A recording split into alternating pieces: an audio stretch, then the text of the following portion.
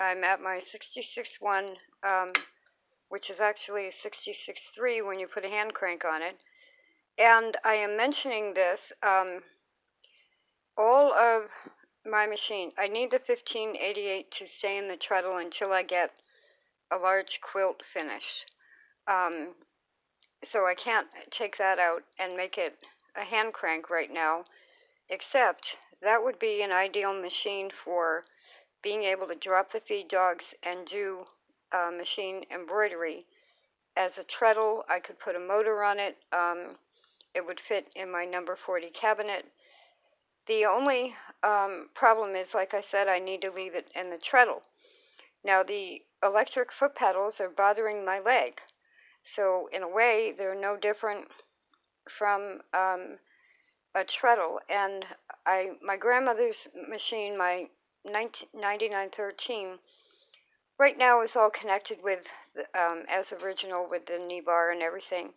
So the easiest machine for me to grab, just to be able to sew, is the 66.1 set up as a hand crank into a 66.3.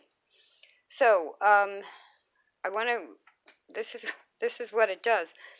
I was trying to continue using the White Family rotary, but it's in a treadle, and I don't want to put a motor on it right now, and that would kind of defeat the purpose now. So I'm at hand cranking. A Model 20 is great, except it won't do the stronger jobs I might need.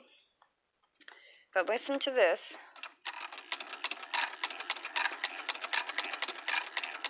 That's called a growl, when that starts to growl.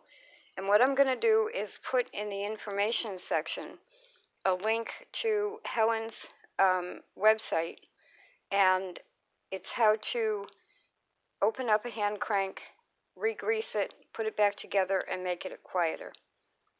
So this is where we are. We're at the old Singer Red Eye.